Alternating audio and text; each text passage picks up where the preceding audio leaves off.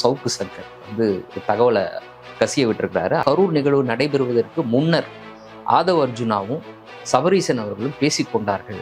உங்களுக்கு கிடைக்கக்கூடிய தகவல் என்ன? சிபிஐக்கு உண்மையில அப்படிப்பட்ட ஒரு தகவல் கிடைச்சிருக்கா? சவுக்குக்கு இன்னொன்னு தெரியாம போயிடுச்சு. அவருக்கு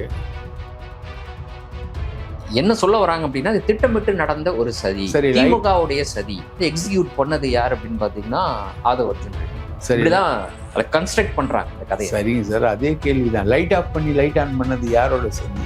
ஒருவேளை ஆதவ் அர்ஜுனா சொல்லி விஜய் எப்படி செஞ்சாரோ அப்படின்னு வந்து சபரீசன் சதி. சன் டிவி வச்சுக்கிட்டா, கலைஞர் டிவி வச்சுக்கிட்டா சபரீசன் சதி. மற்ற டிவிலாம் Puthiya Thalaimurai, Thanthi TV, Polimer, the greatest Polimer, அவங்கெல்லாம் யாரோட சதி?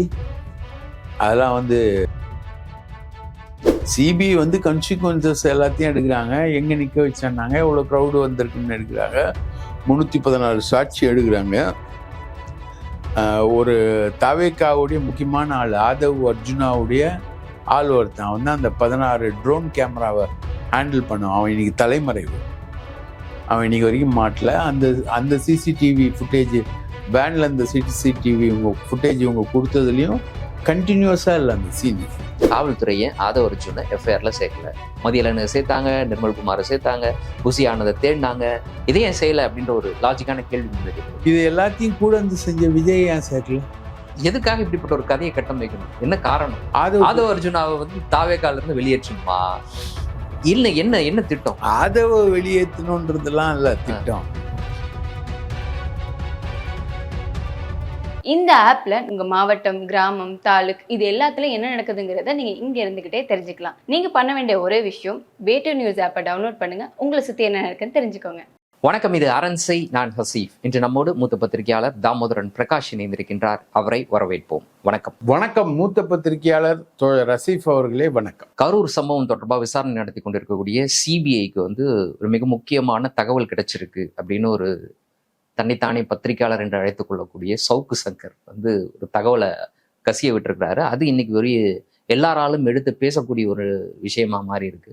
என்ன அப்படின்னு பார்த்தீங்கன்னா, அந்த கரூர் நிகழ்வு நடைபெறுவதற்கு முன்னர் ஆதவ் அர்ஜுனாவும் சபரீசன் அவர்களும் பேசிக்கொண்டார்கள் அப்படின்ற ஒரு தகவல் தான். அதுல இருந்து மற்ற கதைகள்லாம் கட்டப்படுது.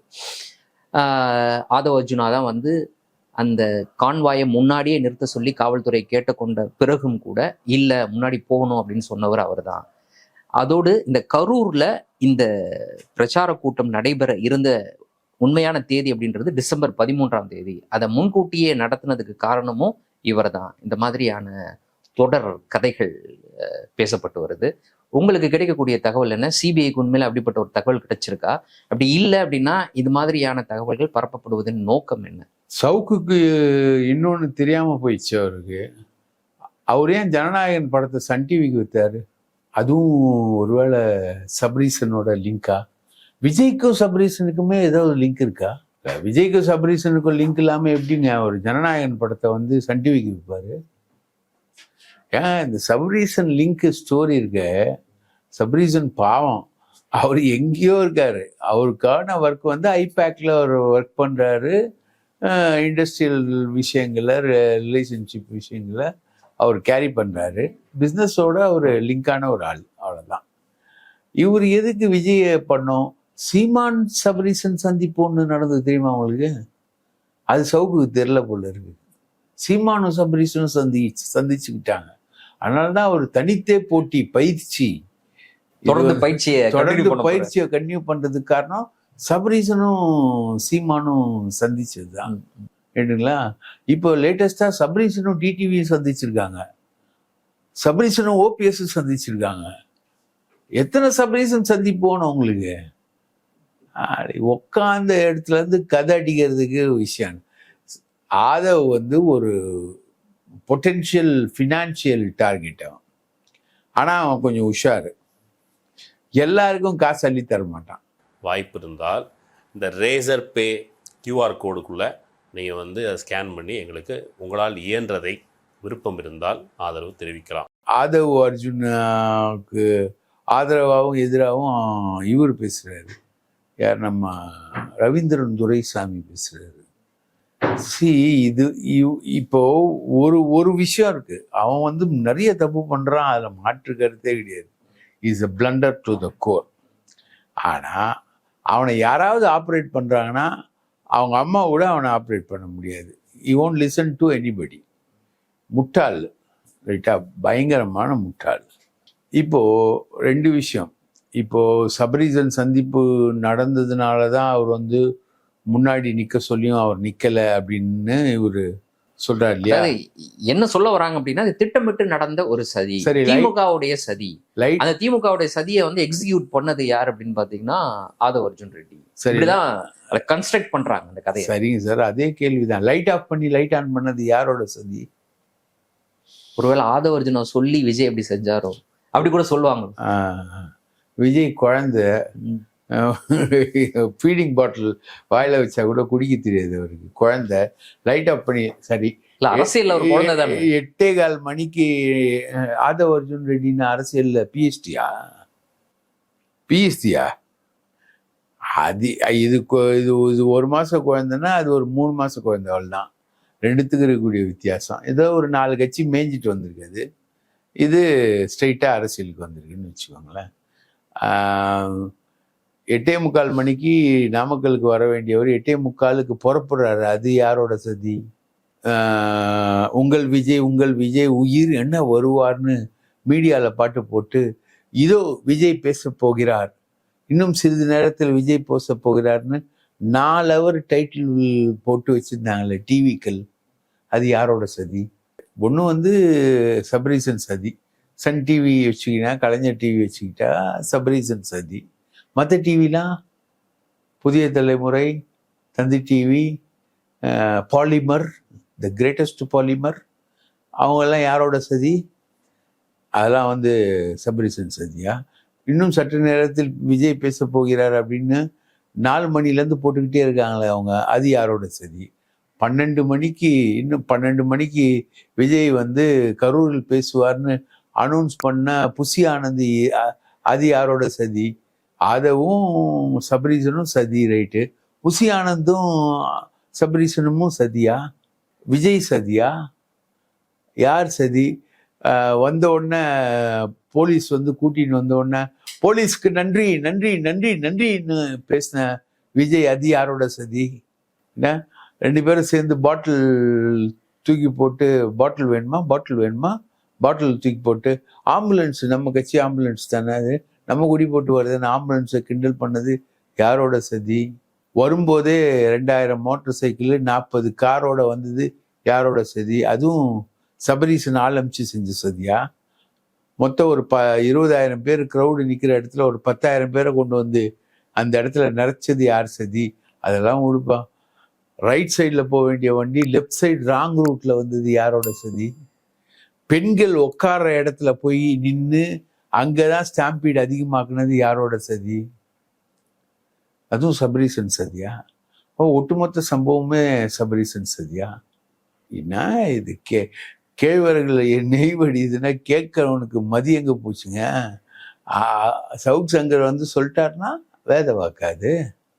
இந்த கன்சிக்வன்சஸ்க்கு எல்லாத்துக்கும் யாரோட சதி? இதுதானே. மேலேருந்து ஐயா ஐயா ஐயா ஐயான்னு சொல்லிட்டு ஒரு இடத்துல நிற்க முடியாம அலையா ஜனங்க வந்து அலைஞ்சு திரிஞ்சு அந்த இடத்துல நின்னது யாரோட சதி? 6 மணிக்கு கூலி வாங்கினான்னா 7 மணிக்கு போய் டாஸ்மாக்கு போயிட்டு அந்த இடத்துக்கு வருவான், அப்ப நிறைய கும்பல் கூடுன்றது யாரோட சதி? என்ன சார் சதி திட்டங்கள் போட்டுக்கிட்டே போலாமே சார். சரி, இப்படிப்பட்ட ஒரு கதையை பரப்புவதின் நோக்கம் என்ன? இப்ப 2 விஷயம் காரணமா இருக்கணும். ஒண்ணு, இதற்கு காரணம் திமுக திட்டமிட்டு இந்த ஸ்டாம்பீடு உருவாகிறதுக்கான சூழலை ஏற்படுத்திடுச்சு, அது ஒண்ணு. 2வது விஷயம், ஆதவ் அர்ஜுனை டார்கெட் பண்ணணும். ஆதவ் அர்ஜுன் அந்த கட்சியிலுடைய அந்த பொறுப்புல இருக்க கூடாது, இல்லைன்னா அந்த கட்சிக்குள்ள ஒரு பிளவை ஏற்படுத்தணும் அப்படின்னு 2 விஷயம் இருக்கு. இல்லைன்னா அந்த 2 விஷயமுமேவா? என்ன காரணம்? எதற்காக இப்படிப்பட்ட ஒரு கதை பரப்பப்படுது? ஆதவ் வந்து முட்டாளு. அவன் பேசின பேச்சு வந்து ரொம்ப கேவலமானது. அவன் ஒருத்தன் போதும் விஜய் அழிக்கிறதுக்கு. அவன் இருந்த இடம்லாம் வந்து அழிச்சிட்டு தான் வந்திருக்கான். குடும்பத்தையும் அழிச்சான், திமுகவையும் அழிச்சான், விசிகாவையும் அழிச்சான், தாவேகாவையும் அழிக்கிறான். அவனுடைய கேரக்டரே அந்த கேரக்டர்னு நம்ம சொல்லலை, அவங்க மச்சான் சார்லஸே சொல்றான், ஒரு தனியார் தொலைக்காட்சியில கொடுத்த அந்த நேர்காணல்ல சொல்லியிருக்காரு. நேர்காணல்ல சொல்றான். ம். சரி, ரைட்டா. ஆதவ் வந்து யாராவது ஒருத்தர் ஜெயலலிதாவை மேடையில் வச்சுக்கிட்டு ஜெயலலிதா வந்து போன தேர்தலில் வந்து திமுகவுக்கு தான் ஓட்டு போட்டாங்க அப்படின்னு சொல்லுவாங்களா? ஜெயலலிதா முதலமைச்சர் வேட்பாளர், திமுகவுக்கு எதிராக நிற்கிற முதலமைச்சர் வேட்பாளர். அந்த முதலமைச்சர் வேட்பாளரை மேடையில் உட்கார வச்சுட்டு போன தேர்தலில் அவங்க திமுகவுக்கு தான் ஓட்டு போட்டாங்கன்னு எவனா சொல்லுவானா? அது அந்த முதலமைச்சர் வேட்பாளர் ஜெயலலிதாவே கேட்டுக்கிட்டு இருக்குமா? அவன் என்ன அடுத்தது ஏடிஎம்கே மேடையில தம்பிதுரை இப்படி பேசினார்னா என்ன அவர் தம்பிதுரை அடுத்த நிமிஷமே கட்சியில இருந்து வெளியேற்றப்படுவார். ஆனா இங்க வாடா போடான்ற அளவுக்கு தகராறு 2 பேருக்கு இடையில நடந்து நம்ம நக்கீரன்ல அதை வெளிப்படுத்தினோம், ஊடகங்கள் எல்லாத்துலேயுமே அது வெளியில வந்துச்சு.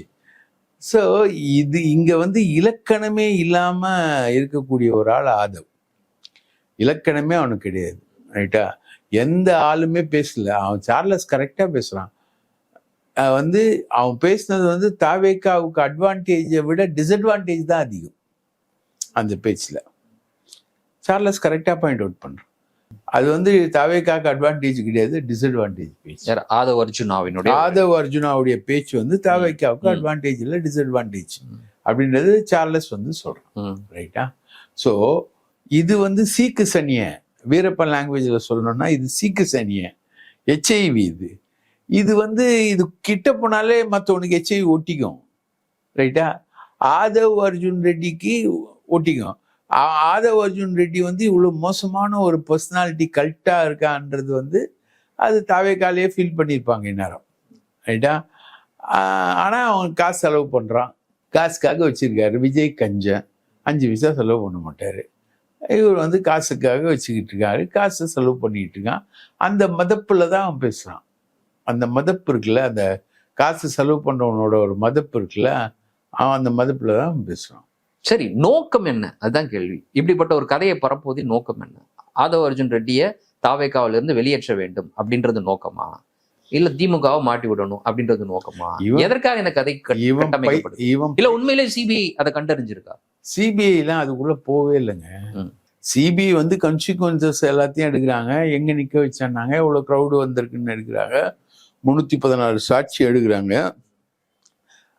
ஒரு தாவேக்காவுடைய முக்கியமான ஆள் ஆதவ் அர்ஜுனாவுடைய ஆள் ஒருத்தன். அவன் தான் அந்த 16 ட்ரோன் கேமராவை ஹேண்டில் பண்ணுவான். அவன் இன்னைக்கு தலைமறைவு, அவன் இன்னைக்கு வரைக்கும் மாட்டல. அந்த சிசிடிவி ஃபுட்டேஜ் வேன்ல இந்த சிசிடிவி ஃபுட்டேஜ் இவங்க கொடுத்ததுலையும் கண்டினியூஸா இல்லை அந்த சீனு. சிபிஐ தேவைப்பட்டா விஜய் தான் குற்றவாளி அப்படின்னு சொல்லிட்டு வருவாங்க, விஜயை நெருக்குவாங்க, விஜய் விசாரணைக்குள்ளாக்குவாங்க, புசி ஆனந்தை கைது பண்ணுவாங்க, நிர்மல்குமாரை கைது பண்ணுவாங்க, மதியழகனை கைது பண்ணுவாங்க, எல்லா வேலையும் செய்வாங்க, கடன்னு சொல்லுவாங்க.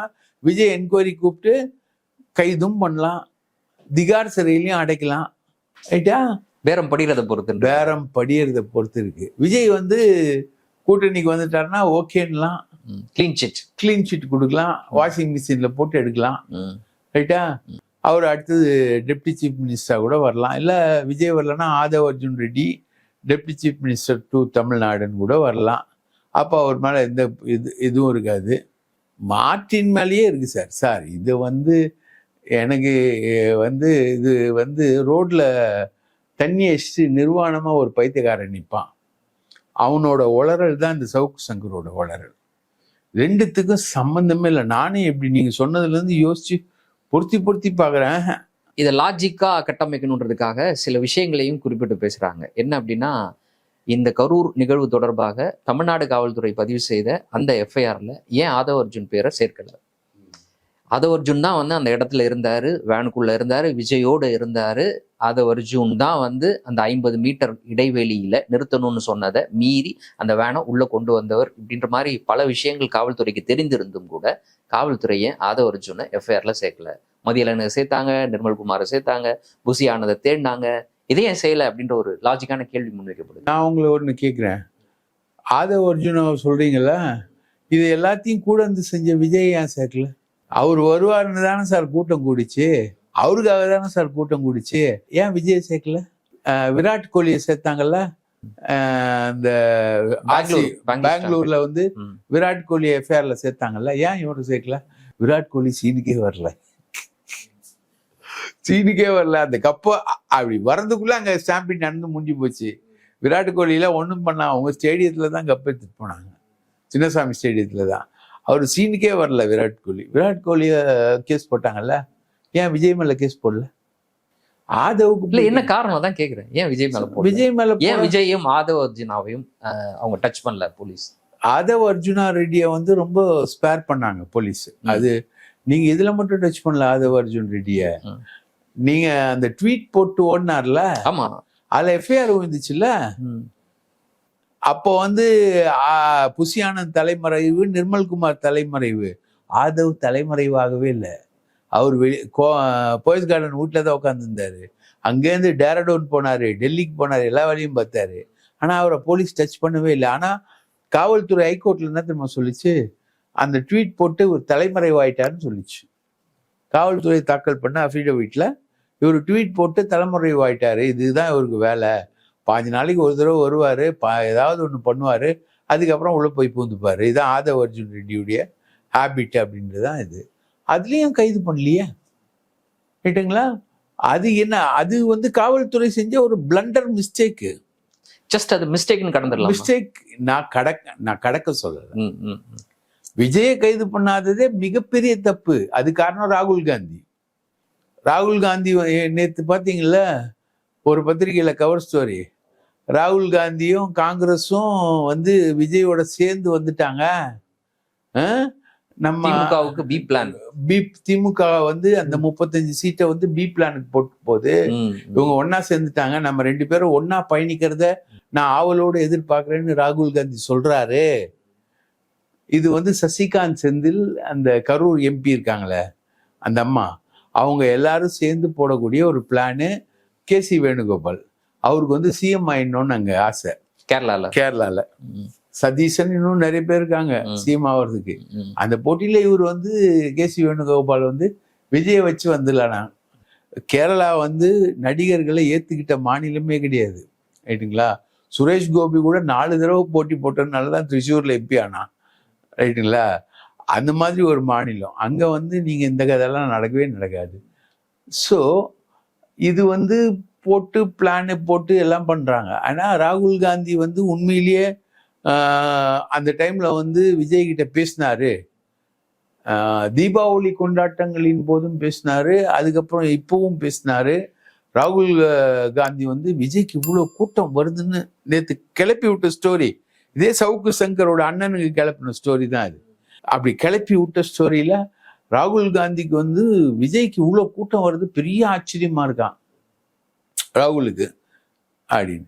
உண்மையை பார்த்தீங்கன்னா தமிழ்நாடு காங்கிரஸ் கமிட்டியுடைய தமிழக தலைவர் யாருன்னு கேட்டீங்கன்னா செல்வ பெருந்தகை இல்லை, மு.க. ஸ்டாலின் தான். வெற்றி பெறக்கூடிய ஒரு கூட்டணியில வெற்றி பெறக்கூடிய ஒரு அங்கமா இருக்கக்கூடிய கட்சி வந்து இங்க இருந்து பிரிஞ்சு போயிடுவான். அதுவும் வந்து ஒரு திட்டமிட்டு பரப்பக்கூடிய ஒரு பொய் செய்தி.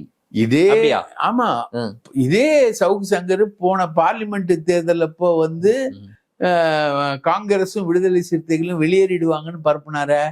அப்ப அங்கேயும் ஆதவ் அர்ஜுன் இருக்கார்ல, அப்ப ஆதவ் அர்ஜுன் இனிச்சுது இவங்களுக்கு, ரைட்டா? ஆதவோட ஃபீல்ட்ல தான் அப்ப பரப்புனாங்க. இப்போ வந்து காங்கிரஸோட காங்கிரஸ் வந்து வெளியில வரப்போது, ராகுல் காந்தியோட போறாருன்னு பரப்புற செய்தி எது? ஆதவ் அர்ஜுனோட செய்தி. இங்க வந்து மச்சான் இருக்காரு, சசிகாந்த் செந்தில் இருக்காரு. இந்த பரப்புல ராகுல் வந்து இணைஞ்சு வராரு விஜயோடன்றதுல மச்சான் இருக்காரு. இங்க ஆதவும் இவரு சபரீசனும் சந்திச்சான்றதுல மாமா இருக்காரு. மாமா மச்சான் இவங்க தான் இப்ப பாலிடிக்ஸே. இதெல்லாம் ரூமர் மில்ஸ் அசிஃப். நான்லாம் இதெல்லாம் இக்னோர், சத்தியமா நான் நீங்க சொல்ற வரைக்கும் இந்த கதையை நான் கேள்விப்படவும் இல்லை, இதை பத்தி யோசிக்கவும் இல்லை. இது சப்போஸ் என் காதுல ஊழ்ந்ததுன்னா கூட டே போடா அப்படின்னு தான் நான் போயிருப்பேன். ஏன்னா இதுக்கான சப்ஸ்டான்ஷியேட் கிரவுண்டே கிடையாது. இல்ல ஆதாரம் கிடையாது, எப்பயுமே ஆதாரம்லாம் காமிக்கிறது இல்லை இந்த மாதிரி பேசுபவர்கள். நான் கேட்கறதுன்னா எதுக்காக இப்படிப்பட்ட ஒரு கதையை கட்டமைக்கணும்? என்ன காரணம்? ஆதவ் அர்ஜுனாவை வந்து தாவேக்கால இருந்து வெளியேற்றணுமா? இல்ல என்ன திட்டம்? ஆதவ வெளியேற்றணும்ன்றதுலாம் இல்ல திட்டம். விஜய் கிட்ட எப்படியாவது நெருங்கணும். விஜய்க்கும் ஆதவுக்கும் சண்டை, உடனே அதை வச்சு இந்த கேப்பை வச்சு விஜய் கிட்ட நெருங்கணும். அதுக்கு ஒரு பிளான் அது. இது இவனுங்க நெருங்குறானுங்க, அவன் 5 பைசாயே போறதில்ல. ஆதவ கிட்ட நெருங்கினா அது வேற கதை, விஜய் கிட்ட நெருங்கினாலும் 5 பைசா தர போறது இல்லை. ரைட்டுங்களா? இப்போ இது ஆதவை மிரட்டுறது அப்படி புரிஞ்சுக்கலாமா? ஆதவ மிரட்டுறது, இப்போ ஆதவ எல்லாருமே அட்டாக் பண்ணிக்கிட்டு இருக்கான். ஆதவ வந்து ரொம்ப மூலையில ஓடிக்கிட்டு இருக்கான், திணறான். இந்த எதிர்ப்பெல்லாம் எப்படி சமாளிக்கணும்னு யோசிக்கிறான், பல வகையில முயற்சி பண்றான். அதெல்லாம் நமக்கும் வருது, அந்த மாதிரி ஃபீடர்ஸ் எல்லாமே நமக்கும் வருது. அதெல்லாம் நிறைய நடக்குது. நம்ம போடான்ட்டோம் நம்மளாம். ஆனா உங்களுக்கு அழைப்புலாம் வருது? நல்ல அழைப்புகள்லாம் வந்துச்சு, நமக்கு வந்துச்சு, நம்ம நண்பர்களுக்கு வந்துச்சு, ஆதவ தரப்புல இருந்து. ஆமா, செட்டில் ஆயிடலாம், அவ்வளவுதான். ஆதவ வாழ்கன்னு சொல்லணுன்றான். நம்ம என்னைக்குமே ஆதவ வாழ்கன்னா நம்ம என்னைக்குமே சொல்ல மாட்டோம். போயான்னு சொல்லி புறக்கணிக்கு, இதெல்லாம் லெஃப்ட் ஹேண்ட்ல டீல் பண்ற விஷயம். இதே வந்து வாங்கிட்டு அண்ணாமலையை வந்து மிக மோசமா, அண்ணாமலை இல்லைன்னா அண்ணாமலைடா, அண்ணாமலை எல்லாம் சாதாரணமா எடுத்துக்காதீங்க அப்படி கண்ணை உருட்டின மணியை பார்த்துருக்கோம், பாண்டியவை பார்த்துருக்கோம். அண்ணாமலையெல்லாம் சாதாரண விஷயமே இல்லைன்னு சொன்ன சவுக் சங்கரை பார்த்துருக்கோம். இன்னைக்கு அண்ணாமலையுடைய சொத்து பட்டியலை வந்து நம்ம ரிலீஸ் பண்றோம், தொடர்ந்து உடனடியாக அவர் ரிலீஸ் பண்றாரு, எல்லாம் பண்ணிக்கிட்டு இருக்காரு. அது மாதிரி நிறைய விஷயங்களை பார்ப்போம். இங்க காசு கொடுத்தா எப்படி பேசுறது, அப்படி காசு மாறினா அப்படி பேசுறது. இப்போ நம்ம வந்து ஊடகவியலாளராக நம்ம பண்றோம். நீங்க வந்து திமுக ஆளுங்கட்சி, எதிர்கட்சி, திராவிட கட்சி, பிஜேபிக்கு எதிரான கொள்கை நயத்தை வச்சிருக்கவங்கன்னு சொல்லக்கூடிய ஆட்கள், நீங்க எங்க பண்ணீங்க? அதை பண்ணல. கொடநாடு எங்க பண்ணீங்க? பண்ணல. ஜெயலலிதா சாவில் மர்மம் இருக்குன்னு சொன்னாங்க, அதை எங்க பண்ணீங்க? பண்ணல. வேலுமணி மேல வந்து வழக்குகள் போடணும்னு சொல்லிட்டு இன்னைக்கு வரைக்கும் ஒரு 2 IAS ஆஃபீஸர் மேல சாங்ஷன் வாங்குறதுக்கே வந்து 90 நாட்கள் ஆயிருக்கு அப்படின்னு உயர் நீதிமன்றமே கண்டிக்கிற அளவுக்கு தானே தமிழ்நாடு அரசு இருக்கு. இது என்ன அரசியல்? இல்ல இது என்ன, இது ஏன் தயக்கம், ஏன் இந்த தயக்கம் தெரியல. அது வந்து இவங்களுடைய, அதாவது கலைஞர் வந்து இதுல ரொம்ப ஷார்ப்பா இருப்பாரு. அவர் தான் வருமானத்தை அதிகமான சொத்து சேர்ப்பு வழக்க போட்டவர். ஜெயலலிதா மேல உள்ள போய் கன்விக்ஷன் ஆகி வெளியில வந்துச்சு. மொத்தம் 26 கேஸ் போட்டார். அதில் 3 கேஸ் கன்விக்ஷன் ஆச்சு. டான்சி கன்விக்ஷன் ஆச்சு, இலவச டிவி கன்விக்ஷன் ஆச்சு, இது கன்விக்ஷன் ஆச்சு. 2 இலவச டிவில meagre conviction, 1 year something conviction நினைக்கிறேன். டான்சி வந்து நீங்க ஒப்படைச்சிடணும் லேண்டுன்னொன்னே அவங்க ஒப்படைச்சிட்டாங்க. ஆனால் டிஸ்ப்ரப்போர்ஷனேட் கேஸ் வந்து சிவியராக கன்விக்ஷன் ஆச்சு. ஆனால் ஸ்டாலின் கவர்மெண்ட் வந்து எடப்பாடி மேலே அவ்வளோ சீரியஸாக போலியே. ஸோ அப்படி ஒரு விஷயத்த செஞ்சா வெளியில இருக்கவங்க பழிவாங்கல் அப்படின்னு சொல்லிடுவாங்க. அது வந்து ஆட்சிக்கு கட்சிக்கு அவப்பேரை ஏற்படுத்தும். எதுக்கு அப்படின்ற மாதிரி அவங்க மேல சாஃப்டா ஹேண்டில் பண்றாங்களா? அவங்க சாஃப்டா ஹேண்டில் பண்ற விஷயங்களை எதுக்குன்னு நீ இப்போ ஒரு எதுக்குன்னு பேட்டை பிடிச்சி களத்துல இறங்குற, பால் வந்து லொக்கையா ஒரு பால் போடுறான், நான் வந்து எதுக்குன்னு 6 அடிக்காம சிங்கிள் அடிச்சுட்டா ஓடுவேன். பாவம் பவுலர், பாவம், அவரை மனசு நோவக்கூடாது, அவர் மனசு நோவக்கூடாதுன்னு லொக்கையா ஒரு ஃபுல் டாஸ் போடுறான். அது வந்து ஸ்ட்ரெயிட்டா போடுறான், தூக்கி ஒண்ணு பண்ணுவானா, போலருக்கு அபோவ் போலர் ஹெட் விட்டாலே 6. அதுதானே நான் பண்ணுவேன். அவுட்டு டிஃபென்ஸ் பண்ணி ஜஸ்ட் ஒரு ஸ்லிப்ல தட்டி விட்டு அப்படி தட்டி விட்டு நான் சிங்கிள் ஓடினேன்னா அது போலருக்கு பண்ற நியாயமா, டீமுக்கு பண்ற அநியாயமா? டீமோட டோட்டலுக்கு பண்ற அநியாயம் தானே அது. அதே மாதிரிதான் இங்க அதிமுக அமைச்சர்கள் மேல, உதாரணத்துக்கு நீங்க சொன்னீங்கன்னா சுகாதாரத்துறை அமைச்சர் விஜயபாஸ்கர், அவர் முன்னாள் சுகாதாரத்துறை அமைச்சர் விஜயபாஸ்கர், அவர் வந்து பண்ணாத வேலையே இல்லை. ஸோ இதுல வந்து காம்ப்ரமைசிங் வந்து இவங்களுக்குள்ள நிறைய இருக்கு. அதை அவங்க பண்ணல. அது நீங்க ஒண்ணுங்க, இவன் வந்து 2000-3000 கோடி ரூபாய் இவன் சம்பாதிக்கிறான்னா திமுக அமைச்சர்களை மிரட்டி தான் வாங்கியிருக்கான். இப்ப மீண்டும் அவனை போய் தொட்டா மறுபடியும் திமுக அமைச்சர்களை வம்பு கிம்பு அழிச்சிட்டான்னா என்னன்னு பயப்படுறாங்களான்னு தெரியல. அதுதான் இருக்கும்னு நினைக்கிறேன். மற்றபடி திமுக இஸ் நாட் சோ ஷார்ப். இவங்களெல்லாம் கண்டந்துண்டமா போடுற அளவுக்கு திமுக இல்லை. இப்போ ஆனா தாவேகாவுக்குள்ள ஒரு அதிகார போட்டி அப்படின்றது உள்ள இருக்கிறதா சொல்றாங்க. அதாவது விஜய்க்கு கீழே விஜய்க்கு அடுத்து யார் அப்படின்ற அந்த அதிகார போட்டி இருக்கிறதா சொல்றாங்க. அந்த அதிகார போட்டியின் விளைவாக அதுக்குள்ளேயே அதிகாரத்திற்கு வரணும்னு நினைக்கக்கூடிய நபர்கள் இப்படியாக ஒரு விஷயத்தை கசிய விட்டு, இப்படியாக ஒரு விஷயத்தை செய்ய சொல்லி, இப்படியாக ஒரு கதையை கட்டணும் அப்படின்ற மாதிரி ஒரு முடிவெடுத்து இதை செஞ்சிருக்கிறதுக்கு வாய்ப்பு இருக்கா? வாய்ப்பு இருக்கு. அந்த மாதிரி அதிகாரத்துக்குள்ள வரணும்னு நினைக்கிறவர் யாரு? புசி ஆனந்துக்கு எதிராக எல்லாரும் ஒன்று சேர்ந்து நிற்கிறாங்க. புசி ஆனந்தை வந்து தூக்கணும் அப்படின்னு நினைச்சு இது பண்றாங்க. புசி ஆனந்த் வந்து விஜயோட நம்பிக்கைக்குரிய ஒரு ஆள். புசி ஆனந்த் வந்து இதை பற்றிலாம் கவலைப்படுறதே இல்லை. ஆதவ் அர்ஜுன் ரெட்டி வந்து காசு கொடுக்குறாரு, போறாரு வர்றாரு, அதுக்கெல்லாம் புசி ஆனந்த் கவலைப்படுறதே இல்லை. அவரு இப்போ எம்எல்ஏக்களை தேர்ந்தெடுத்துக்கிட்டு இருக்காங்க. தவேகால ஒரு தொகுதிக்கு 3 எம்எல்ஏ, ஒரு ஆள் 2 கோடி ரூபா கொடுக்கணும் தலைமைக்கு. 234 தொகுதினா எவ்வளோ ஆச்சு? கிட்டத்தட்ட 700 கோடி ரூபா வரும். 700 கோடி ரூபா, 750 கோடி ரூபாய், 750 கோடி ரூபாய் கலெக்ஷன் பண்ணிட்டு இருக்காரு. யாரு? அண்ணன் புசி ஆனந்த். அவர் வந்து போஸ்டிங்க்கு காசு வாங்குறாரு. வாங்கிட்டு என்ன சொல்றாரு, நீ மாவட்ட செயலாளருக்கு ஒரு 10 லட்சமோ 20 லட்சமோ 40 லட்சமோ கொடுக்குறேன்னா நீ கீழே போய் வசூல் பண்ணிக்கோ 40 லட்சம். மாவட்ட துணை செயலாளர், இணை செயலாளர் 5 லட்சம் 5 லட்சம் 8 லட்சம் 10 லட்சம் வசூல் பண்ணிங்கன்னா 40 லட்சம் வந்துடுது. இப்போ யாரும் புசி ஆனந்துக்கு எதிரியாவே இல்லை, ரைட்டுங்களா? எல்லாம் விஜய் கட்சியோட சிறப்பம்சம் என்னன்னா, எல்லாம் விஜய்க்காக தான் கட்சியில் இருக்காங்க. ஆதவ், புசி ஆனந்து, இவங்க அவங்க நிர்மல்குமார், இதுக்கெல்லாம் கட்சியான புசி ஆனந்த் வந்து கட்சியோட அந்த நிர்வாகத்தை கையில் ஹேண்டில் பண்ணிக்கிட்டு அப்படி போயிட்டு இருக்காப்புல.